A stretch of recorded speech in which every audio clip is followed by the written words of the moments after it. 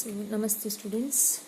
In the previous class, we have studied the two main phases, light dependent phase, light independent phase, some of the adaptations in leaf for the photosynthesis, as well as the factors affecting the photosynthesis. In today's class, we are going to study about the some of the experiments related to the photosynthesis. That is carbon dioxide necessary for photosynthesis, sunlight is necessary for photosynthesis, oxygen is released for photosynthesis. So about this experiment you are going to study, as well as you are studying about the carbon cycle also. Experiments on photosynthesis. A number of experiments can be performed for proving the various conditions and requirements necessary for photosynthesis. For this photosynthesis experiment, the some basic concept is very important. So this basic some requirements as well the conditions we are following for all the experiments related to the photosynthesis. So I will tell first that basic requirements, and next experiment I will say only the heading. You have to understand. The first one, destarching, or it is called as a removal of starch. A plant used for experiments on photosynthesis should initially be placed in the dark for 24 to 48 hours, means 1 or 2 days, to destart the leaves. During this period, all the starch will be removed from the leaves and stored in the storage organs. The leaves will not show the presence of starch. So destarching is whatever the starch is present in the plant body, the starch we are removing. That is called destarching. How we can remove? So we can keep the plant in the dark room. Means we should not expose the plant to the sunlight. We have to keep it in the dark room 1 or 2 days. So when we kept in dark room, so whatever the starch is already present in the plant body, the starch is utilize the plant. So because there is no sunlight, so it can't prepare the starch. So that's why whatever the starch is already stored in the plant body, it will utilize. Means completely we can remove the starch. That is called destarching. A destarched plant is one whose leaves are free from starch, means whose leaves does not contain the starch. When we does not contain the starch, that we call a destarched plant. So how we can do the discharge? By keeping the plant in the dark room 1 or 2 days. This is the common method for all the experiment. So next, to test a leaf for starch, that we call as an iodine test, because to test the starch we are using the iodine solution. That's why it is called as a iodine test. How we can do the iodine test? The first, dip the leaf in boiling water for a minute to kill the cells. So you can take the leaf and you can keep it in the boiling water for a few minutes. So why we have to keep it in the boiling water? Because to kill the cells. What are the cells are there? We have to kill that cells. Next, boil the leaf in methylated spirit over a water bath till it becomes pale white due to the removal of chlorophyll. So when the chlorophyll is removed, the leaf becomes hard and brittle. After dipping the leaf in boiling water, you can take the leaf, you can take that same leaf and keep it in the methylated spirit, and you have to boil over a water bath. So why we have to boil in methylated spirit? Because to remove the chlorophyll content. When you boil in the methylated spirit, you can clearly observe the green part will separate from the leaf. The leaf will turn into pale white in color, and that methylated spirit will turn into green color because it will remove all the green color chlorophyll pigment. Okay, here why we have to boil the methylated spirit over a water bath? Why can't we directly boil that methylated spirit? Okay, here methylated spirit, when you boil directly, at that time it catches the fire. So that's why we have to boil the methylated spirit over a water bath. Otherwise, methylated spirit will catch the fire. Next, after boiling in the methylated spirit, place it again in hot water to soften it. When you boil the leaf in methylated spirit, the leaf become hard and brittle. So that purpose you have to remove the leaf from the methylated spirit and dip the leaf in hot water. When you dip the leaf in hot water, the leaf will become soft. Next, spread the leaf in a dish and pour iodine solution on it. You can keep the leaf in the petri dish and you can pour the iodine solution. The presence of starch will be indicated by a blue-black color. So when you pour the iodine solution, in which part of the leaf the starch is present, that part turns into blue-black color. And in which part there is no starch, it will turn into brown color. If the leaf turns into blue-black, indicates the presence of starch. If the leaf turn into brown color, indicates the absence of starch. So these are the common procedure we are following the experiment related to the photosynthesis, destarching and iodine test. First experiment, to show that chlorophyll is necessary for photosynthesis. You know, chlorophyll is one of the important material for the photosynthesis. So chlorophyll is necessary for photosynthesis. Take a plant with variegated leaves having some green and some non-green areas. You can select the plant which having a variegated leaves. Variegated leaves means leaves contains the different colors, not only the green. The some part of the leaf is green in color and some part of the leaf is non-green in color. Example is a croton plant. You can observe in your garden also it is there. Croton plant, it has a different colors, not only green color, some different colors also is there. That is called as a variegated leaves. Okay, you can select the potted plant with the variegated leaves. First procedure, destarch the leaves by keeping the plant in a dark room for a few days. Already said the first procedure, destarching, removal of starch. How we can remove? By keeping the plant in the dark room 1 or 2 days. Next, after destarching the plant, you can keep the plant after 1 or 2 days. You can keep the plant in the sun. After a few hours, pluck one leaf. After keeping under the sunlight, after a few hours, you can plug one of the leaf of the plant. Make its outline on paper and mark the green and non-green areas on the outline. So you can make a outline of the leaf and you can mark the green and non-green areas. Next, test the leaf for starch. So you can remember the iodine test or test procedure. You can test the leaf for the starch. How we can test the leaf for the starch? First you have to dip the leaf in boiling water because to kill the cell. Then you can boil it in the methylated spirit because to remove the chlorophyll. Then dip it in the hot water because to soften the leaf. Then you can pour the iodine solution. This is a common procedure for the starch test. Okay, when you pour the iodine solution, what is the observation? Observation, here the green part of the leaf turn bluish or a blue-black color and the non-green part of the leaf turns into brown color.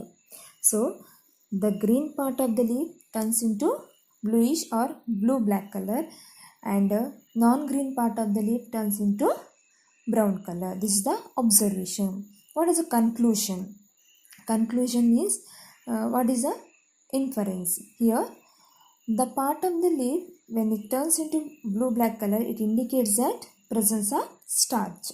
The part of the leaf turns into brown color for the iodine test, it indicates that absence of the starch. So because the chlorophyll content is important. Where there is a chlorophyll content, it turns into blue-black for the iodine test. Where there is a non-green in color, means where there is a no chlorophyll pigment, so that part of the leaf turns into brown color for the iodine test. Second experiment, to to show that sunlight is necessary for photosynthesis.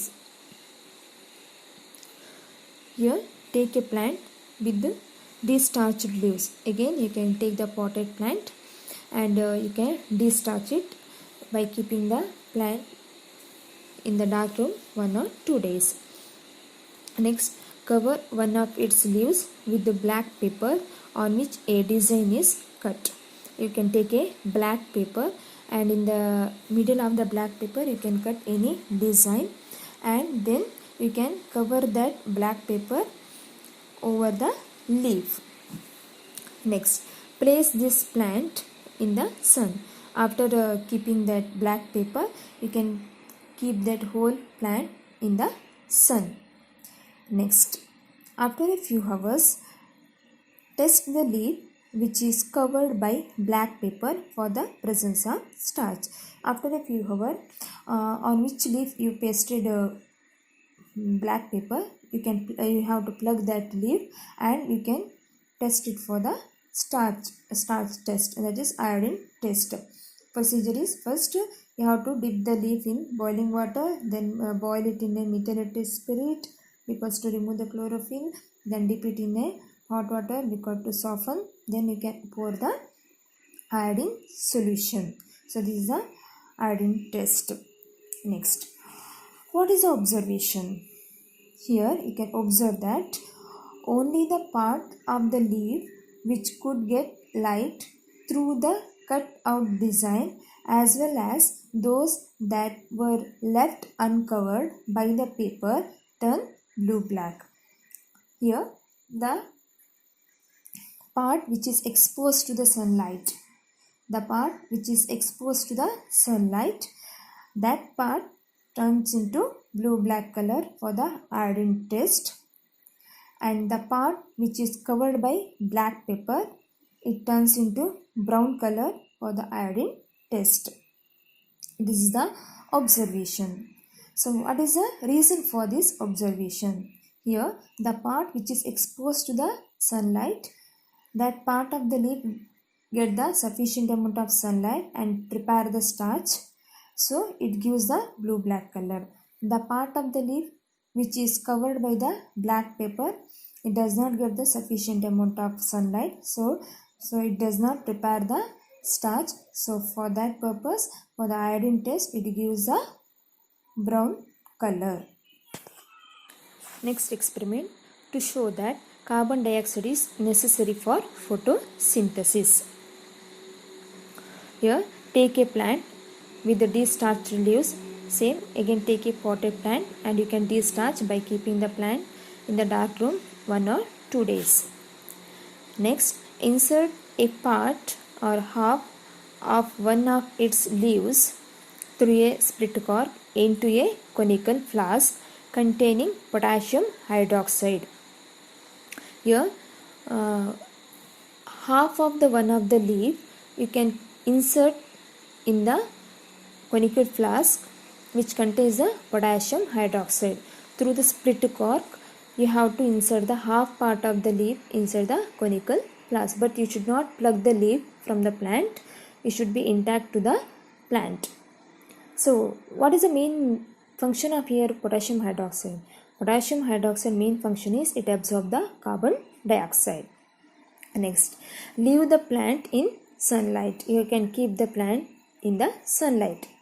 After a few hours, test the leaf for starch.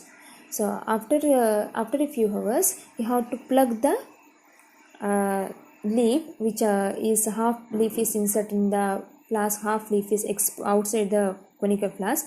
That leaf you have to plug from the plant and you can test it for the starch. The part of the leaf which was exposed to the atmospheric air becomes blue-black, and the part of the leaf inside the flask containing potassium hydroxide does not become blue-black. Now, what is the observation? The part which is outside the conical flask, means part which is exposed to the air, it turns into blue-black for the iodine test. The part which we already inserted inside the conical flask, that part of the leaf, it turns into brown color for the iodine test. So what is the reason? Here the carbon dioxide is necessary for photosynthesis.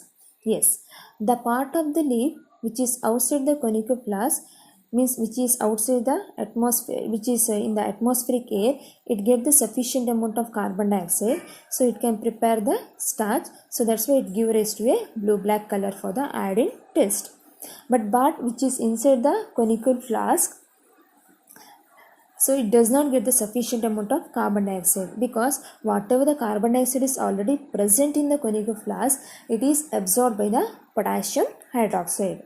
That's why we kept there potassium hydroxide. The potassium hydroxide, it absorbs the carbon dioxide which are present in the conical flask. That's why the part of the leaf which is inside the conical flask, it does not get the sufficient amount of carbon dioxide. So that's why for the iodine test, it turns into brown color, means there is no starch content. Here you just observe, sometimes they will insert only half of the leaf inside the conical flask. At that time you have to write half of the leaf turns into, means the part of the leaf which is outside the conical flask turns into blue black, which is inside the conical flask turns into brown color. Sometimes whole leaf they will insert inside the conical flask. At that time the whole leaf turns into brown color. You have to observe the diagram carefully. Sometimes they will insert the only half part of the leaf inside the conical flask. Sometimes whole leaf they will insert inside the conical flask. Next, experiment 4, to show that oxygen is produced during photosynthesis. Here this is a little bit different experiment compared to remaining 3. Place some water plant, you can take the hydrilla, in a beaker containing pond water and cover them by a short stemmed funnel. You can see the diagram.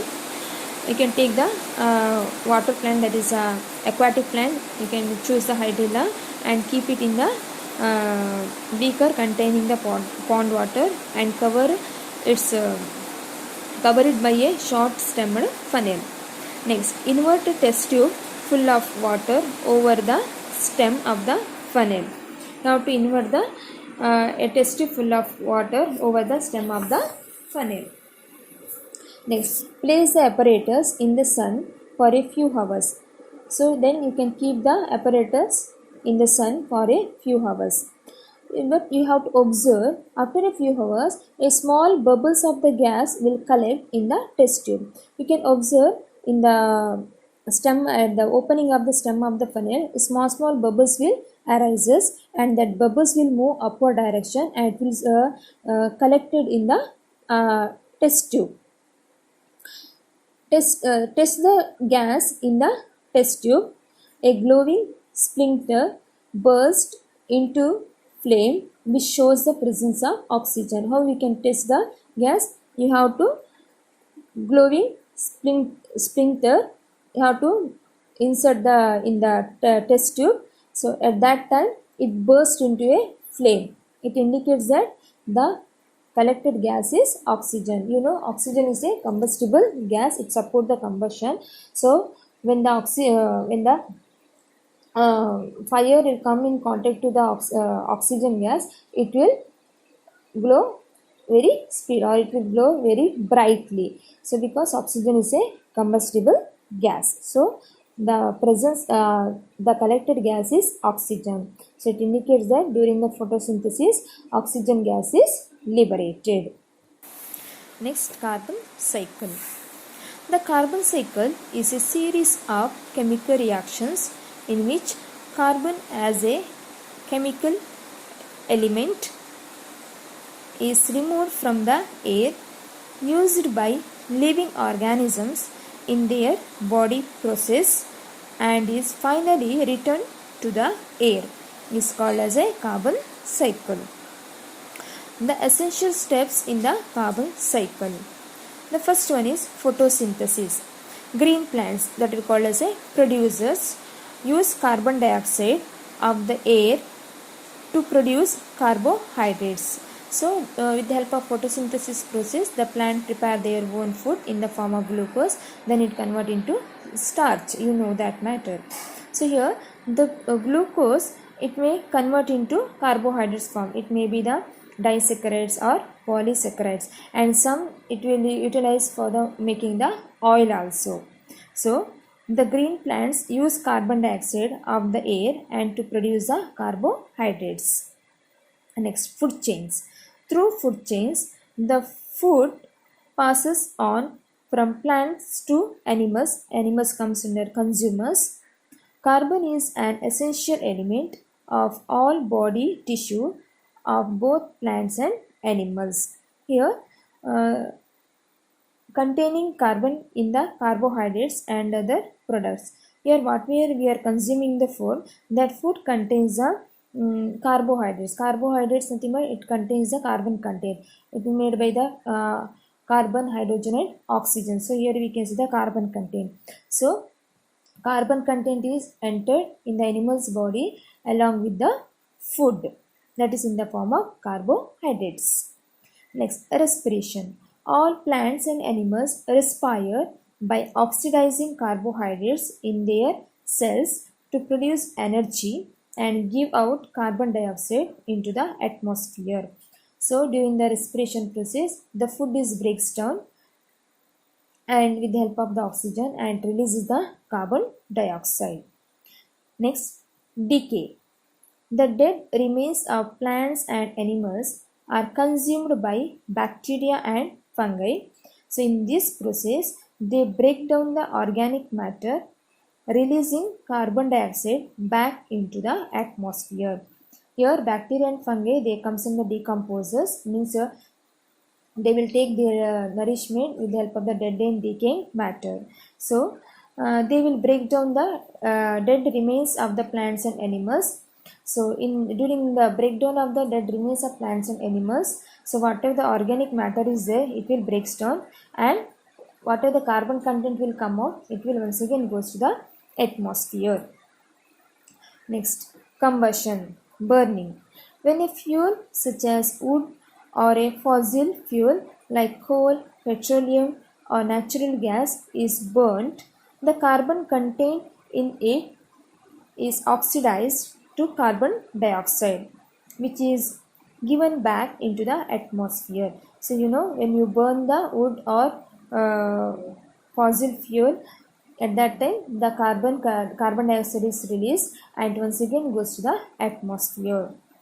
Next, heating limestone. A certain amount of carbon dioxide is released during heating or burning of limestone in the lime kilns. In the lime kilns, when they are burning the limestone, when limestone will burn, the carbon dioxide content will release.